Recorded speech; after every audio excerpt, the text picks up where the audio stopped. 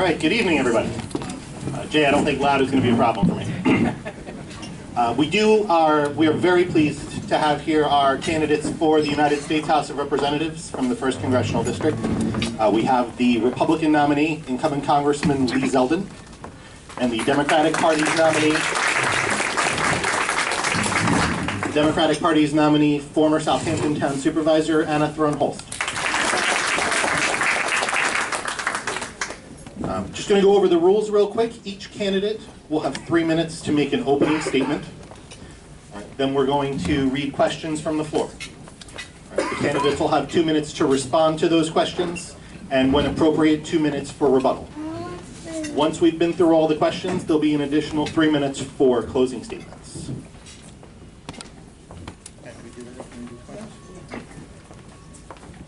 All right, and we're going to do a coin toss to determine.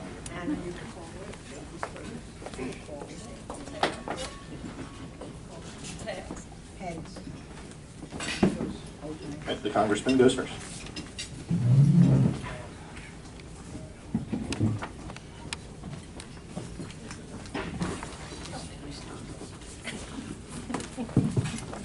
Good evening, everybody. Good evening. Well, normally when I'm at these events, I start off by telling everyone a little bit about myself, but looking around this room, just about every one of you know where I live and have known me since elementary school.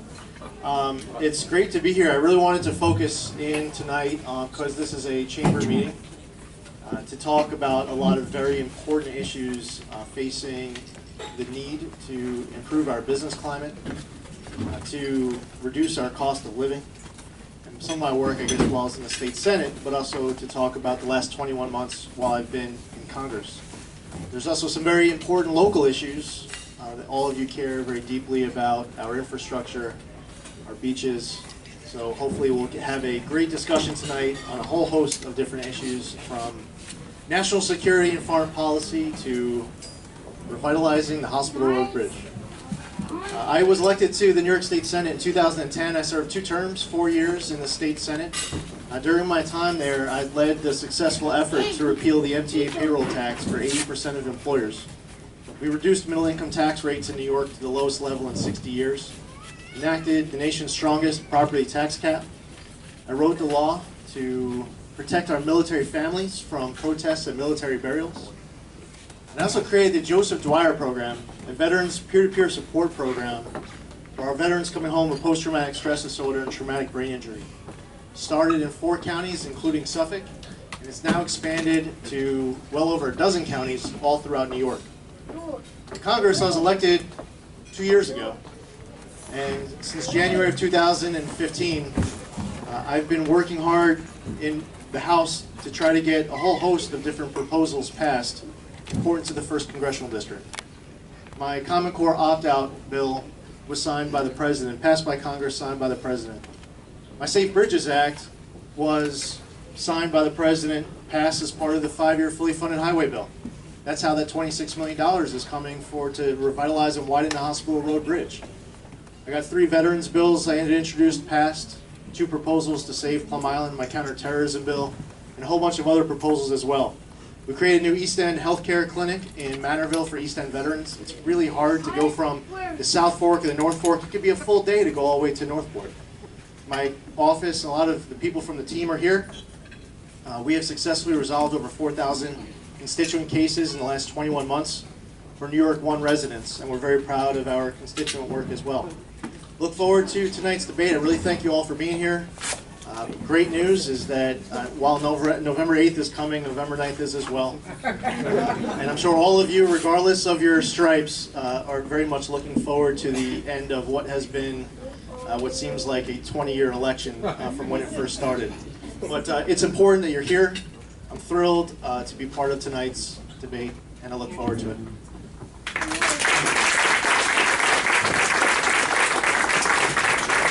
I think we are indeed all waiting for November 9th to be here, and what a ride it has been on every level. And I'm here because Washington is broken, and a vast majority of Americans are fed up with the dysfunction and ineffectivity that is going on in Washington today. I've raised my 4 kids right here in this community. My name is Anna Throne-Holst, and I've devoted my work to closing the income gap, creating opportunity, economic development, and jobs. In the private sector, I built and ran organizations providing essential services and education to families and kids that needed it the most. In the public sector, I served as town supervisor and on the town board for 8 years.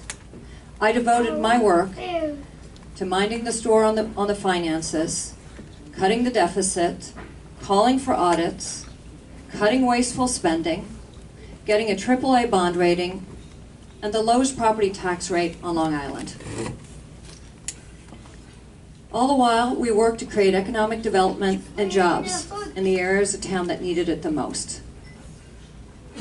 And bringing people together, to work together across party lines, to find common sense solutions, to find common ground, and get the job done.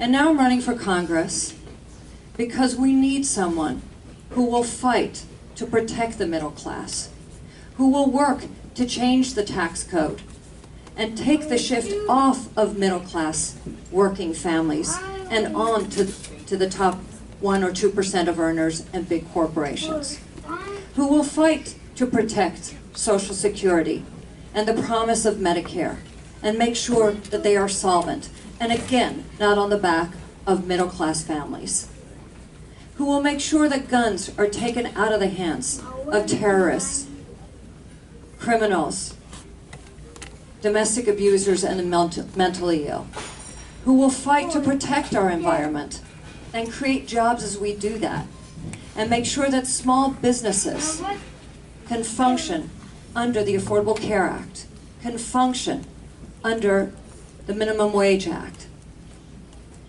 and make sure that we work together the way we did in the town of Southampton to get the job done. We can talk about what has been done, but more importantly, what has not been done. We have not seen a Congress work together to fix the Affordable Care Act. We have not seen a Congress come together to make sure that Medicare and Social Security is solvent. We have not seen a Congress come together to put common sense into our immigration laws. And now my time is up. I look forward to a great discussion. Thank you all.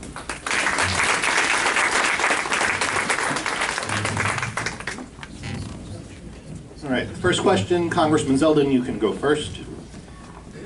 The safety of the American people should be the most important issue. What is your plan to keep America safe? We need to strengthen our relationships with our allies around the world. We need to treat our enemies as our enemies, understanding that our enemies do not respect weakness, they only respect strength. We should be strengthening relationships with allies like Israel, and understand that while Iran, North Korea, Russia, China are all testing us and they're watching each other and test us, they do not respect weakness, only respect strength. That doesn't mean that we should be strong because we want war, but because we want to prevent it. We should never send our military into harm's way unless they're sent with a strategy to win. You send our military to win, or you do not send them at all. And when our veterans come home, they come home to a very grateful nation, treating them with a whole lot of love and dignity and respect that they deserve because they were willing to lay down their life in defense of our freedoms and liberties. We need to increase international border security standards. We need to provide equipment that we have in surplus that's going unused in warehouses to other countries that need to raise their border security standards. We need to leverage the money that we're spending in foreign aid for them to do more. We also have to secure our own country. A nation without borders is not a nation at all. And there's so much more that we need to do to secure our country and tackle illegal immigration. Border security and interior enforcement should be the path. We also need to have all of the love and support that should be provided to our law enforcement, standing shoulder to shoulder with each and every one of them. When I see an innocent law enforcement officer get violently targeted and murdered because they're wearing the uniform, That's so wrong. We also need to give them all of the resources that they need. We need to increase our intelligence capabilities, not just working with other nations elsewhere, but also working with different levels of government here at home. It's just a taste of some of what needs to get done, but we must secure American security first.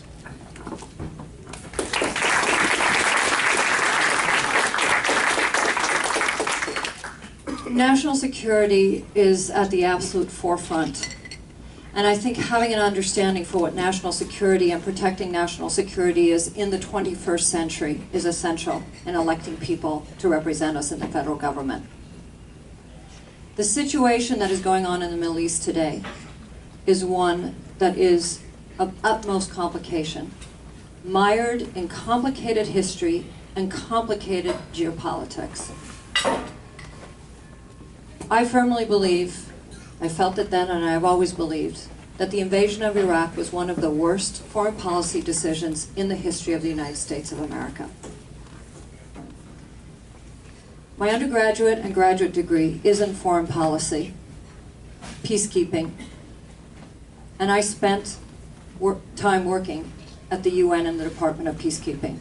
I've been on the ground in the Middle East, I've been on the ground in the African continent,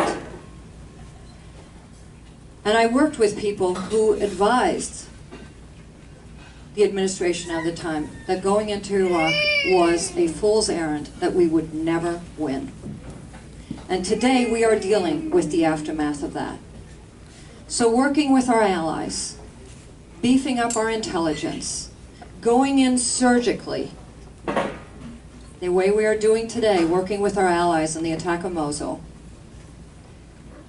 making sure that ISIS and ISIL are stopped in their tracks, making sure that we are providing all the intelligence capability that is there and available to us, working with the private sector, but also making sure that our borders are protected here, and making sure that we are keeping guns out of the hands of criminals and would-be terrorists. We have to put common sense gun safety laws in place too. Today, anyone on the terrorist watch list cannot fly commercially, but can buy guns and ammunition. Big difference between my opponent and I.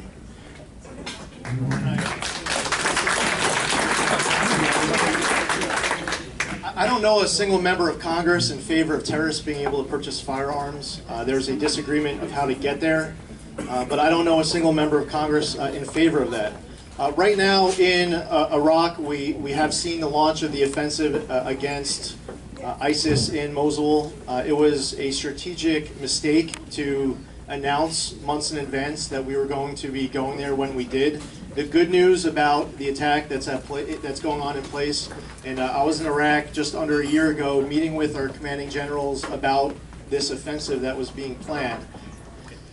The good news is that the Iraqi counterterrorism service is growing in its ranks. They are starting to take back land, and they are going to push, I believe, they are on pace to push ISIS out of Iraq. We have a plan in Iraq. The plan is working. It's tenuous at best, and there are other complications here at play. Like al-Abadi, who's the prime minister there, is a little bit better than his predecessor, but the Iran-backed Shia militia, they're getting more and more influence. And the issues between the Sunnis, the Shias, and the Kurds hasn't gone away, and that's very real as well. In Syria, there is no plan right now. If you want to argue that there is a plan, it's one to run in place at best. But let's say that somehow we're able to wipe radical Islamic extremism out of Syria. We also need to talk about Libya. As I was talking to the 82nd Airborne Division commander, he said, here at home we talk about Iraq, Syria, Libya in that order. We really should start talking about Libya, Syria, Iraq in that order. The refugee crisis is very serious. I'm in favor of pausing the refugee program until when I'm having a meeting with the director of FBI, the director of national intelligence, and the secretary of Homeland Security, that he's willing to tell me, that he is able to tell me that those refugees coming in do not pose a terrorist threat. We do not have a willing partner right now with Bashar al-Assad in Syria. I'm in favor of pausing that element of our refugee program.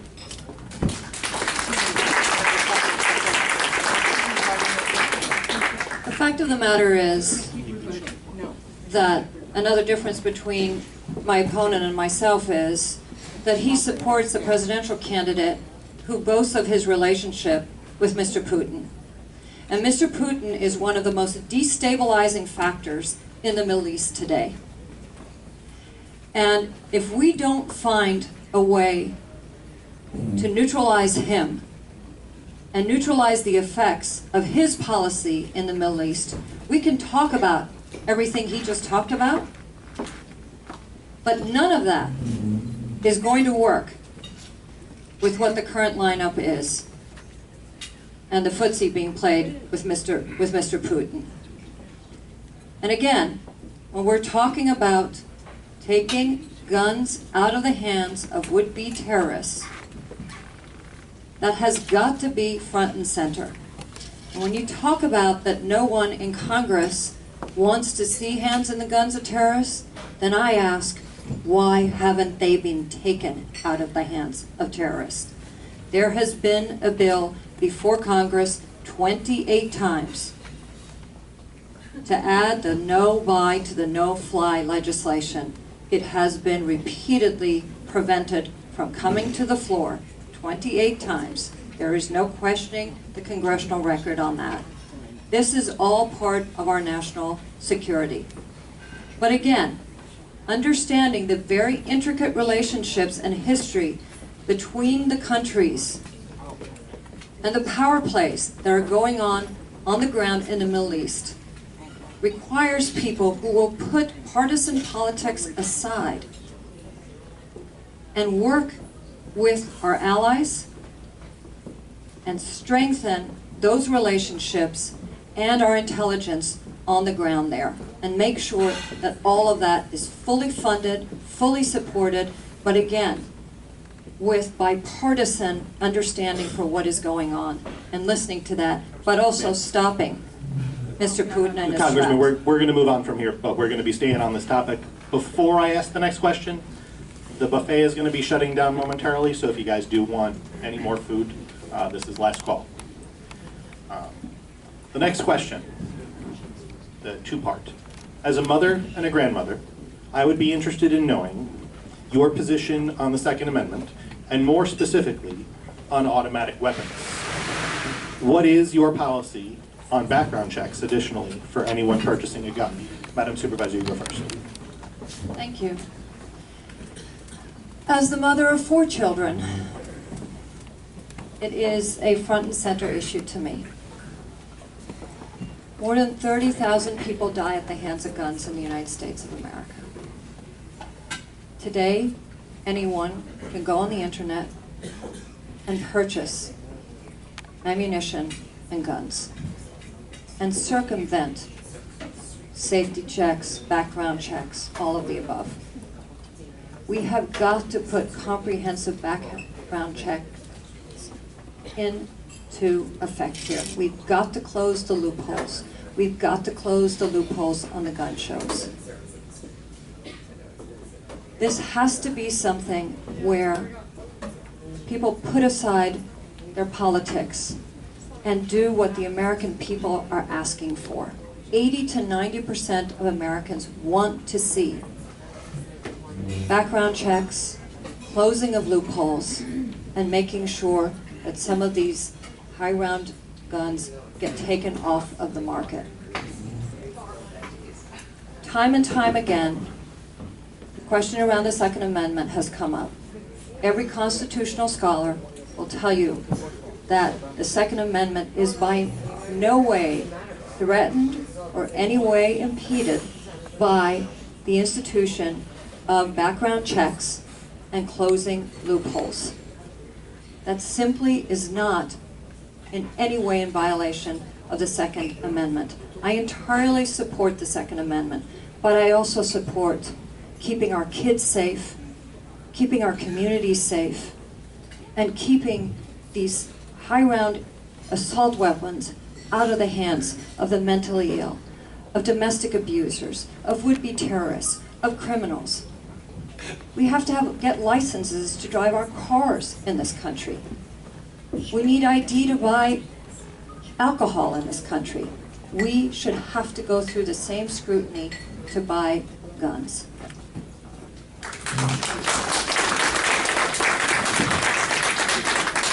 I support the Second Amendment, a strong supporter of the entire Constitution and our Bill of Rights. As far as assault weapons go, which was just referenced in the question as well as my opponent's answer, one of the reasons why we don't see the progress that she might be speaking of is because when they talk about these issues, they are showing how little they understand about what the current law is. Assault weapons are already illegal.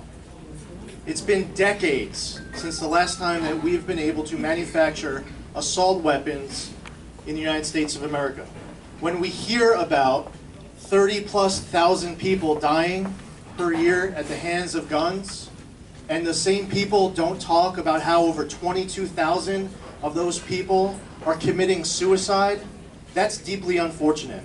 Those who are advocating in favor of doing something about guns, we're advocating for Tim Murphy's mental health bill until the House passed Tim Murphy's mental health bill, and in all the partisan people who want to win elections, this is about, maybe their polling shows them that if they can get certain messages across, they might win an election. They immediately stopped talking about Tim Murphy's mental health bill. We should pass that. We have huge mental health challenges in this country. Background checks, there was a Department of Justice stat that showed in 1 year there were over 80,000 attempted illegal purchases of firearms. You know how many of those the Department of Justice prosecuted? 44. And I have seen this question asked in person with the director of FBI. Do you need additional resources? And he told me and my colleagues, no, it's not that we need additional resources. So whatever the Department of Justice and the FBI need to do to start actually enforcing the laws that are currently on the books, that's really important. As far as internet loopholes and gun show loopholes, the federal law is exactly the same regardless of where you buy a gun and how you buy a gun. But again, it sounds good, and my opponent's really, really, really trying to get herself elected to Congress.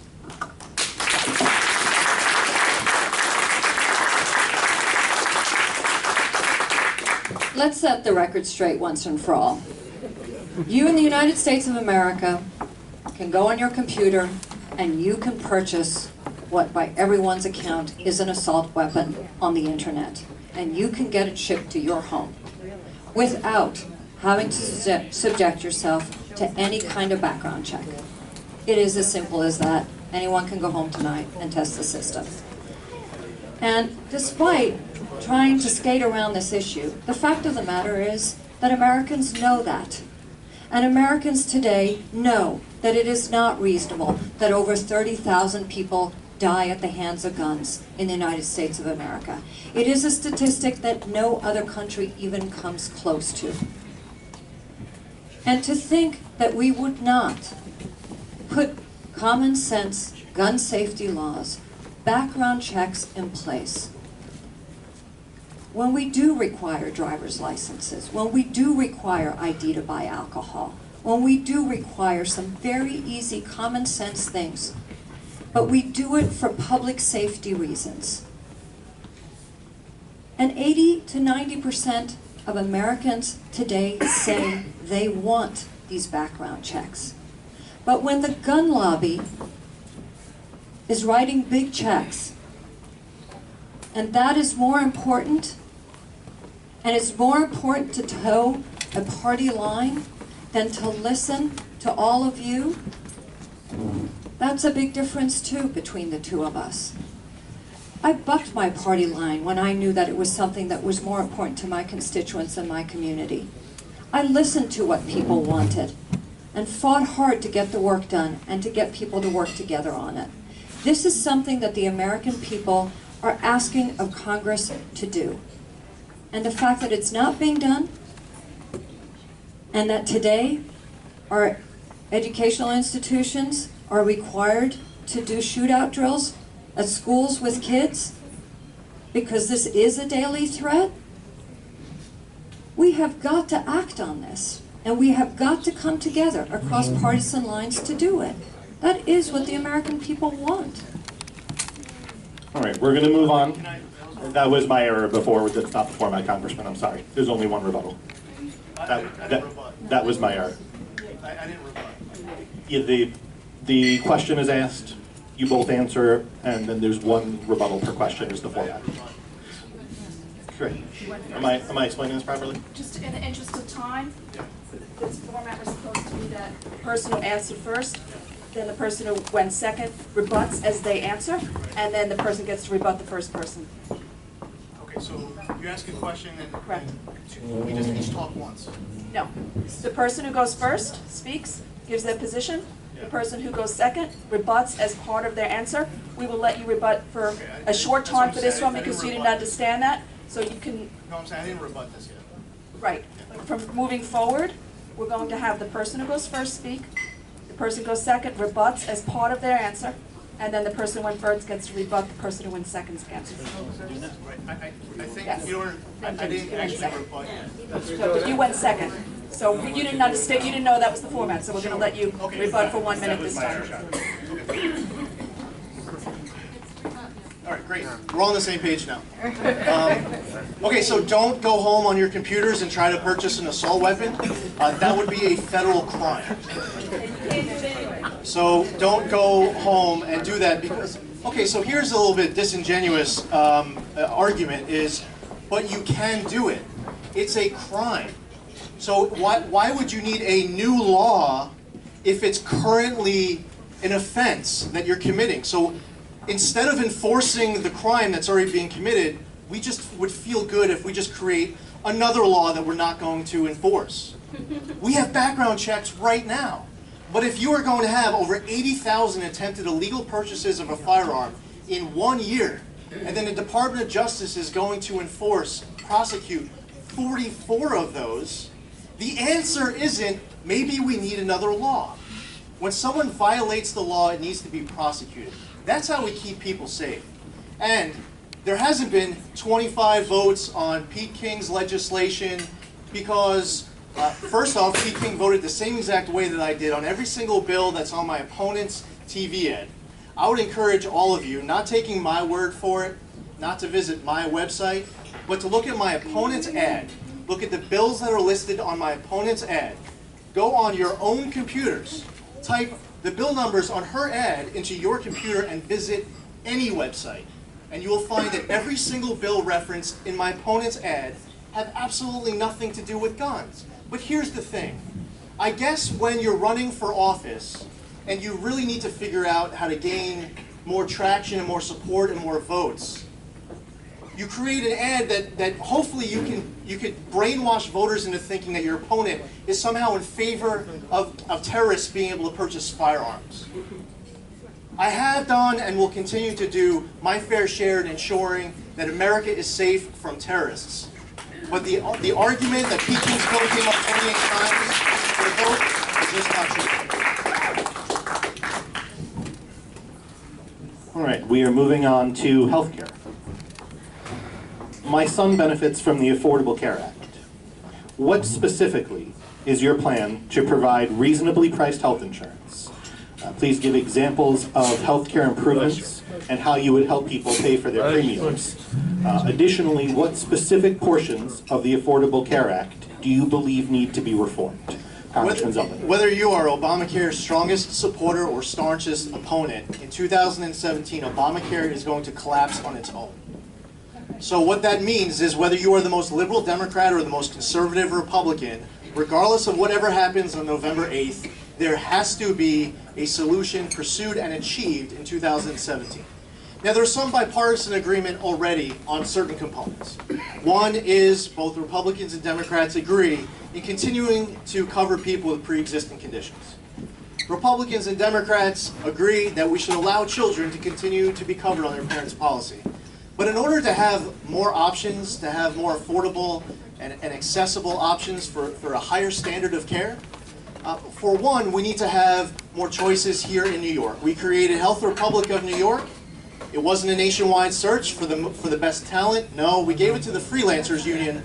We put the Freelancers Union in charge of creating a healthcare plan. When they realized they had no idea how to create one, they rented one. When they realized they had no idea how to sell it, they then marked it down, and when they realized that they were going to go out of business, they asked New York State to fix Their math in New York State said make it work, and they failed. So 200,000 New Yorkers in the middle of their cancer treatment, 200,000 New Yorkers, some in the middle of their cancer treatment in Sloan Kettering, and providers told that they lost coverage. You need to have more options. That also includes being able to purchase policies outside of New York State, having local providers honoring those policies from outside of New York State. We need small businesses and medium-sized businesses to be able to better pool their policies, because right now they're offering less for more. If you allow them to pool their policies, they will be able to offer more for less. Additionally, we need to utilize the tax code for pre-tax incentives and benefits for people to be able to save their money for their health care expenses before it gets taxed by the government. Utilizing the tax code is another opportunity. There's a lot to do in 2017. Congress passed a repeal and replace bill this past January. The President vetoed it.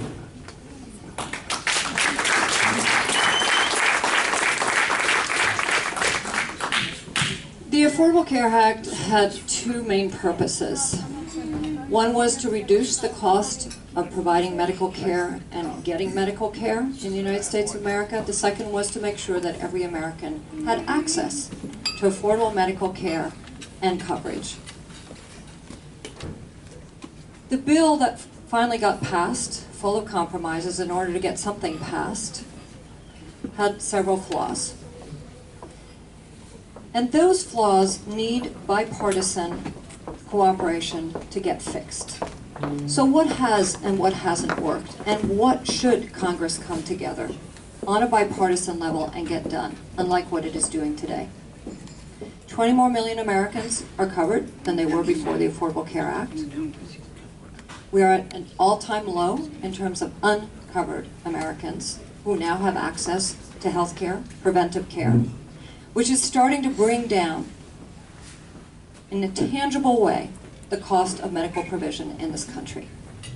But what hasn't worked is the income level by which the determination is made how you access tax credits to make plans affordable.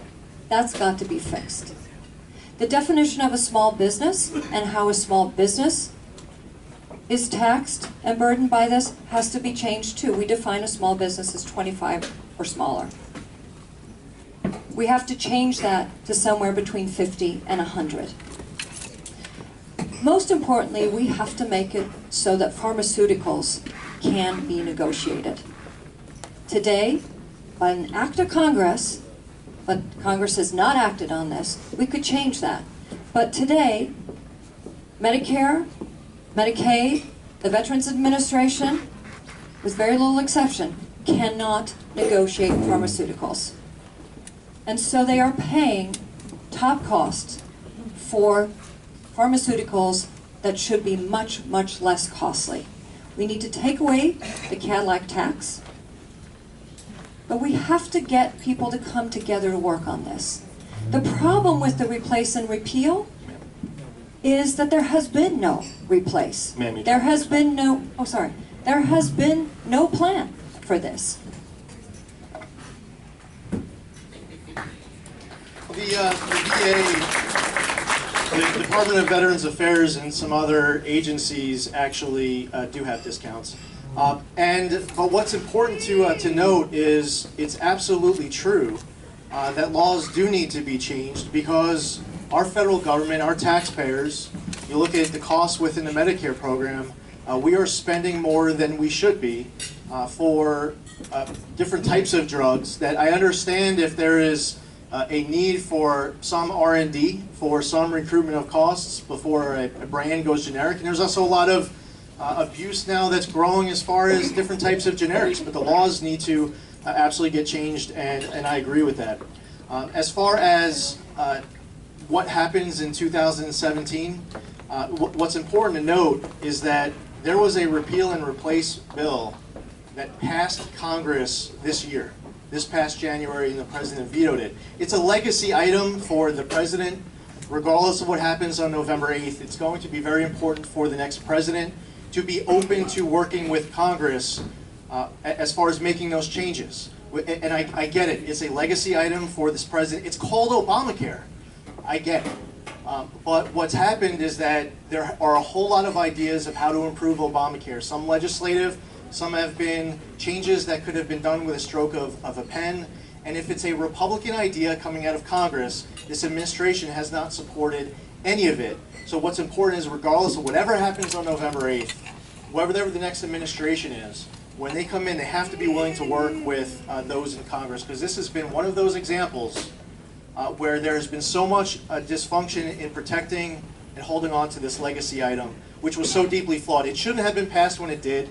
There were good ideas to improve it when they passed it, but they were in such a rush to get it passed exactly when they did. They said, we'll figure it out later, we'll fix it later. And now we're seeing higher premiums, higher deductibles, lost policies, longer wait times. It hasn't worked.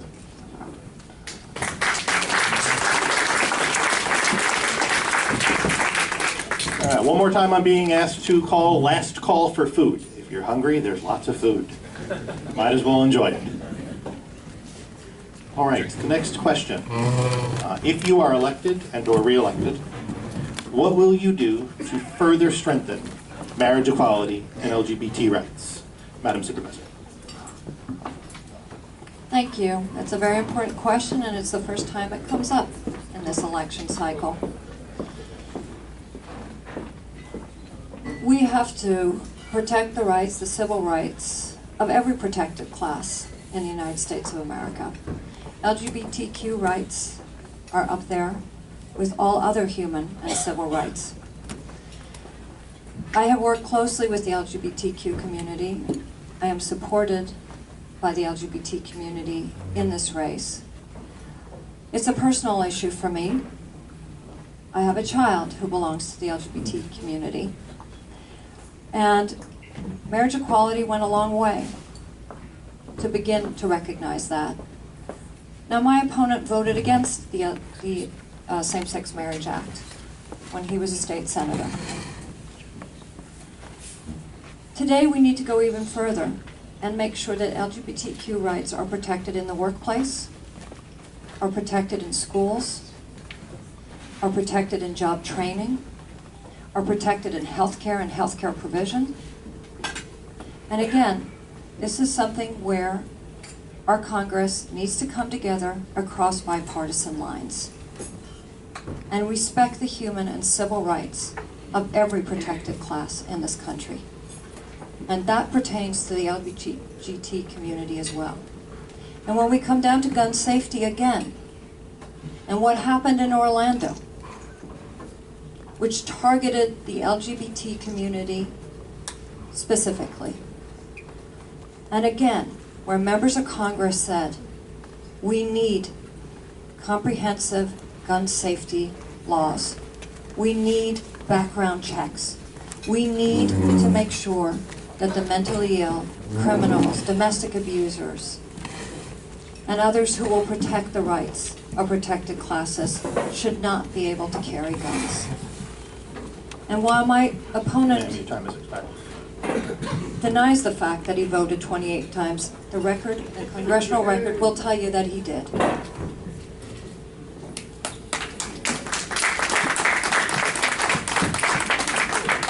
Your computer will tell you otherwise. As far as Orlando goes, none of what's being proposed by my opponent would have stopped that Orlando shooting. She hasn't actually proposed anything that would have stopped it. Now, I'll tell you two very current debates that are going on right now in Congress related to this question. One is to how there needs to be bipartisanship in order to get protections in the workplace.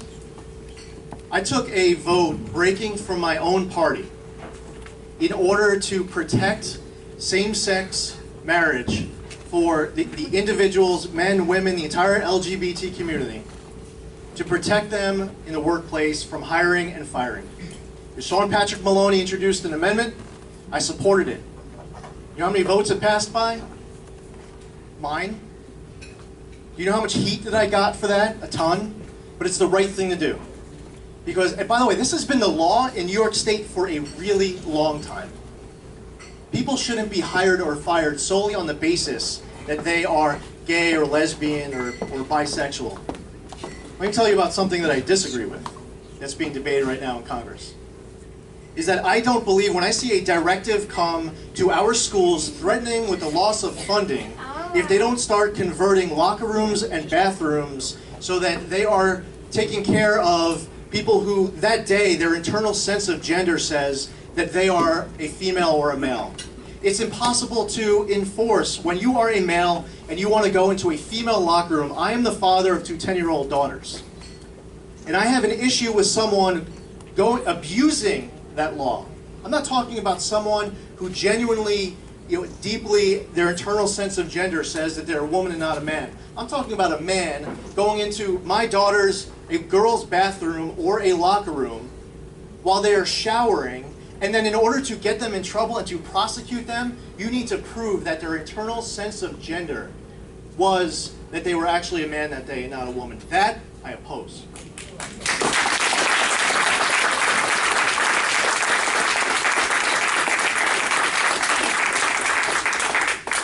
I am the mother of a gender non-conforming child. And I can tell you that that young person does not go in to a workplace or a place of school or anything like it to abuse the right of using a bathroom where this young person feels safe.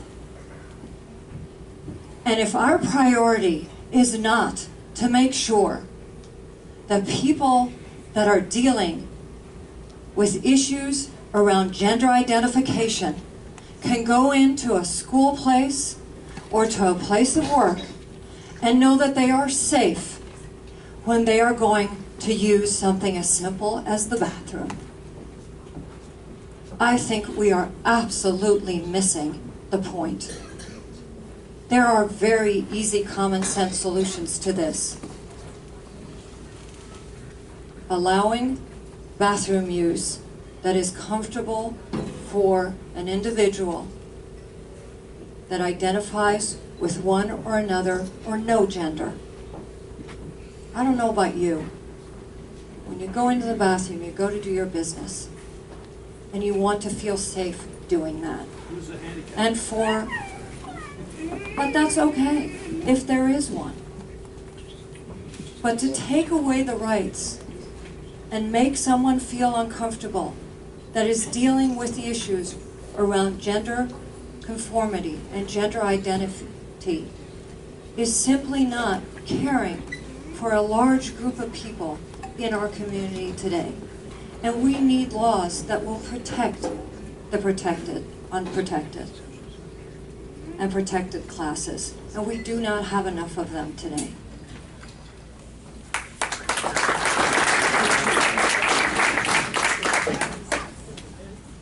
All right. Next question. Do you favor a sewer district in the areas that are closest to the water, anywhere on Long Island? And Congressman. Did I get the order wrong? Who went first?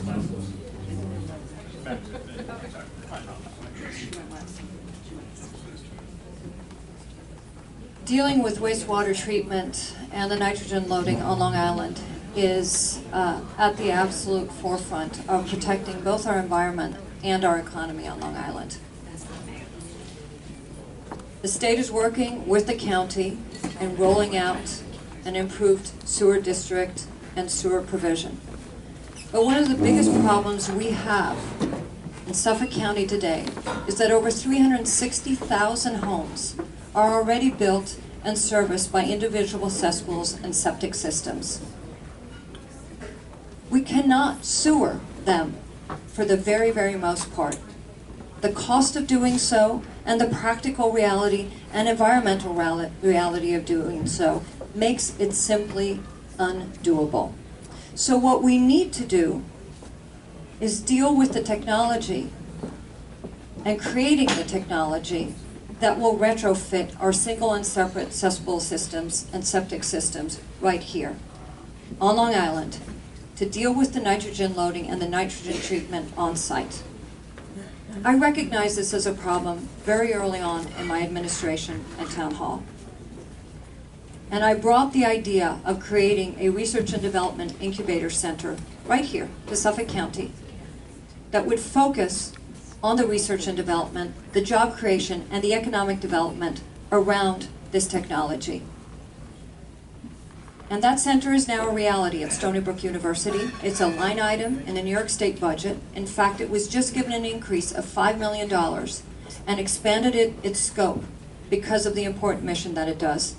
It stands to be one of the top job creators on Long Island, and also to be at the forefront nationally and internationally in creating this very important technology that will combat this environmental threat, create jobs, create educational opportunities, and deal with what is our #1 environmental crisis right here on Long Island.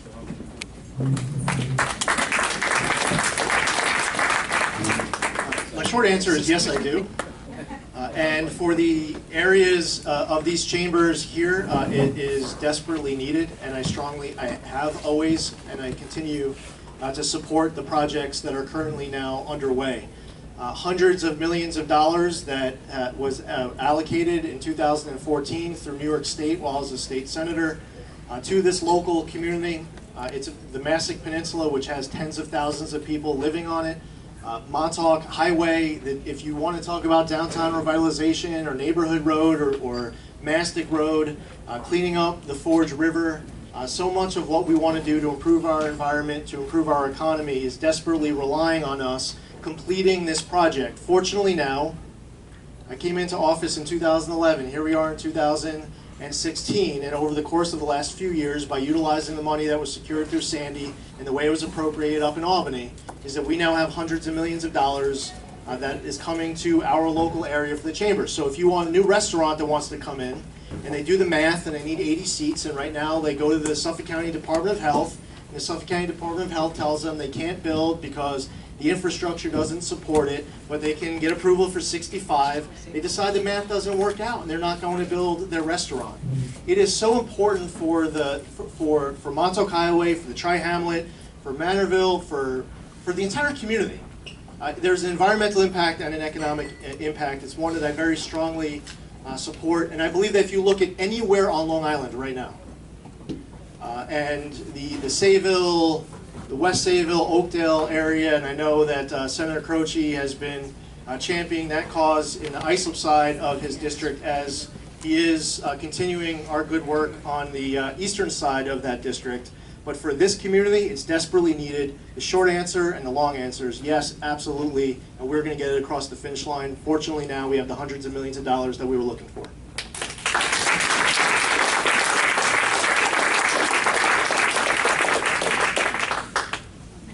Because I think we absolutely agree on that. I just don't think it goes far enough. Thank you both. All right, this is the last question for the congressional portion. The Founding Fathers never meant for a government position to be a permanent occupation, only to be a service to one's country. What is your position on term limits, and how could that reduce political corruption and cronyism? I support term limits. I co-sponsor multiple bills, and regardless of whether you pass 8 years, 10 years, 12 years, whatever bill you can get across, I co-sponsor all sorts of different bills.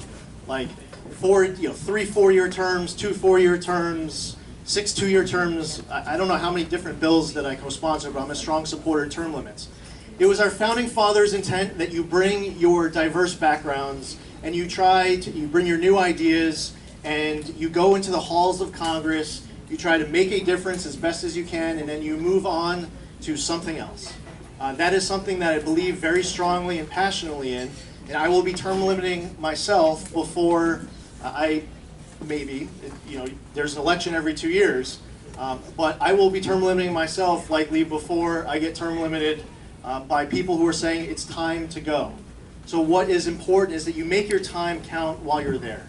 And that's why over the course of the last 21 months, I've been so proud and I've been so focused and so energized in getting so much progress on so many different issues where people say that you've accomplished more in your first 21 months than your predecessor did in 12 years. When I came into office, the Fire Island, the Montauk Point plan, that was funded at just over $600 million. It's now $1.16 billion.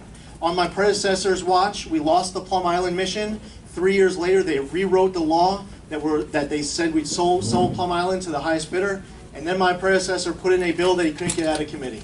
I came in, put the bill in, got the bill out of committee, got it passed by the House, working Republicans and Democrats, it passed unanimously. His legislation to open up the EEZ, the coast of Montauk for striped bass fishing, stuck in committee, worked with the committee chair, brought him out here for a field hearing, talked about the bill, got the bill out of committee, passed by the House. If you actually look at what's gone on, my opponent likes to say that there's all this dysfunction. Well over 200 bills have been passed and signed into law by this Congress. Some of those I had introduced, I co-sponsored, and there's a lot more work ahead. But supporting term limits, yes, absolutely, I strongly support it.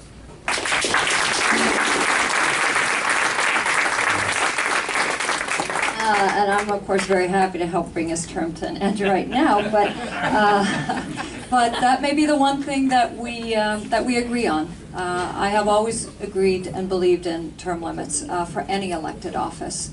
I think that's part of the issue we have today, is that we have people who stay incumbents for a long time, not to say that they don't do a great job, but I always felt that there is an opportunity for people to come into public service that has to be encouraged, and a lot of people don't move into public service or put their name forward because they feel that incumbency is something that they simply can't overcome.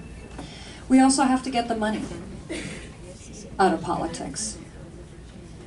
We have to make sure that we have Supreme Court justices that will take the money out of politics today, that will overturn Citizens United, which was a terrible decision that allowed unlimited money to go in from corporations and wealthy individuals that are today buying election after election after election. And we can talk about what has been done, but I think it's more important to talk about what hasn't been done. And because of the money that flows into politics today, that are preventing our current Congress getting the job done, protecting the promise of Medicare and Social Security, coming together to fix the Affordable Care Act, putting common sense immigration reform in place, and dealing with the over 10 million undocumented immigrants that are in our country today. Dealing with the Affordable Care Act and making sure that it is protecting low-income Americans, middle-income Americans, and small businesses. Making sure that we have common sense gun safety laws. None of that has happened in this current Congress.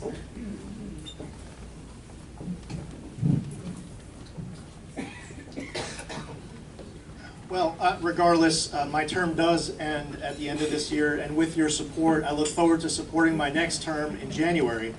But funny story, there's one colleague who co-sponsors a lot of term limit bills. And by the way, I am not this, I would never be this guy. But he was asked if you believe in term limits so much, because he's been around for a really long time. If you believe in term limits so much, why are you still here? And his answer is he believes in term limits so much, he's going to stay in Congress as long as it takes to get it passed. That won't be me, but I figured you'd appreciate the story with the question. Thank you both. All right, we're going to move on to the closing statements. Madam Supervisor, yours will be first. Thank you, and thank you everyone for coming out, and thank you for your interest in this election. And we do in fact have, I believe, an election of a lifetime, both on the presidential level, but certainly on the down ballot races as well. And there is no difference, that there is no question that there is an enormous difference between my opponent and myself, both in terms of the experience that we bring and the priorities that we have. You know, there is a saying, show me your budget and I'll know your values.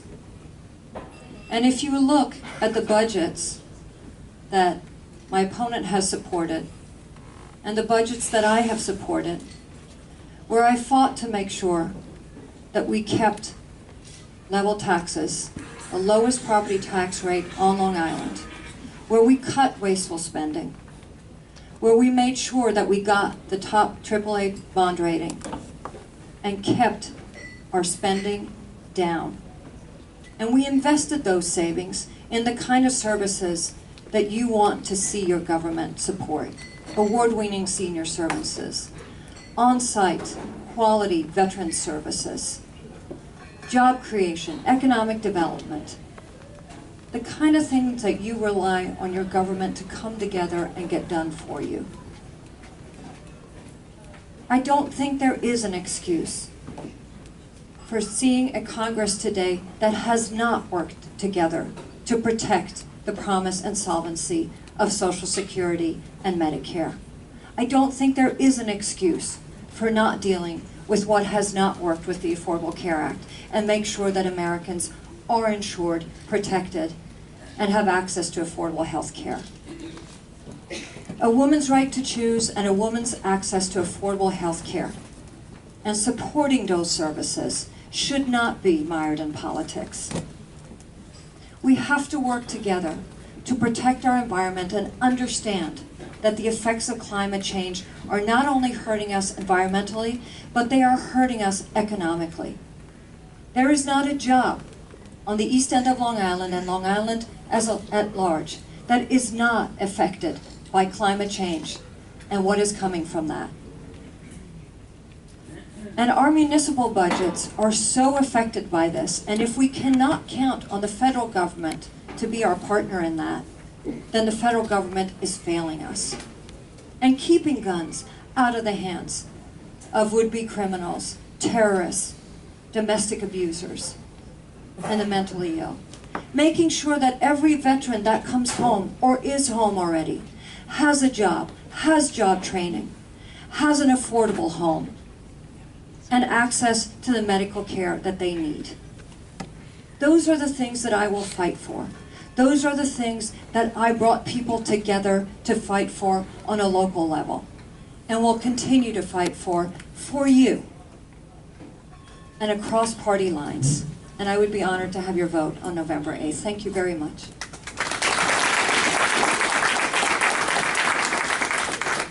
It says have someone show you their budget and it'll show you their values. What my opponent left out, of course, is that even though there were property tax increases included during her time on the town board, yet she never paid property taxes once herself, ever. Ever. You know, if you want to come here and you want to talk about the importance of preserving and protecting Social Security and Medicare, that's great, and that is important. We do need to preserve and protect Social Security and Medicare.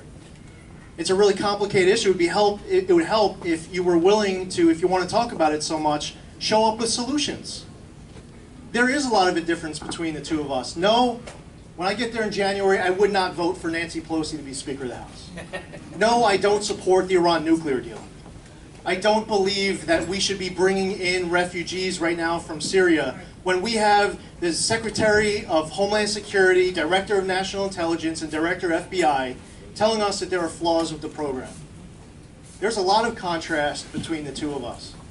And if you care about our national security, if you care about the direction, if you really do believe that Nancy Pelosi should be the Speaker of the House again, then my opponent is the candidate for you. But I'll tell you what, it was a disaster when she had that gavel in her hands. We're here talking about Obamacare. When the Obamacare was at the Rules Committee with good ideas on how to improve it, Nancy Pelosi rushed it out of the Rules Committee and said we have to pass it right now. We'll pass it in order to find out what's in it. That's how you govern? What does that say about her values? Let me tell you about my values. I'm proud to be the first member of Congress from the Shirley-Mastic Beach community since William Floyd. And I'm looking forward to serving a second term representing the place that I call home. I grew up here, K through 12. And when I got off active duty, I came back here. I live a half mile from where I grew up. My daughters go to the same elementary school that I went to. And when anyone from anywhere else wants to criticize the place that we call home, that we love, not only do I get offended, but it only motivates me more to stay planted, firmly rooted in this wonderful place that raised me and gave me my values, that led me to service the country, that drove me into service in the military, that motivated me to want to run for the state Senate and Congress to be able to bring home money and advocate for the values of the place that we all call home. I ask for your support on November 8th. And know that regardless of whoever you vote for on November 8th, I want to work with every single person in this entire room to help you and your chamber in any way that we possibly can, to strengthen our middle class, to grow Long Island, to keep us together and strong, from our national security to our local neighborhoods. I ask for your support.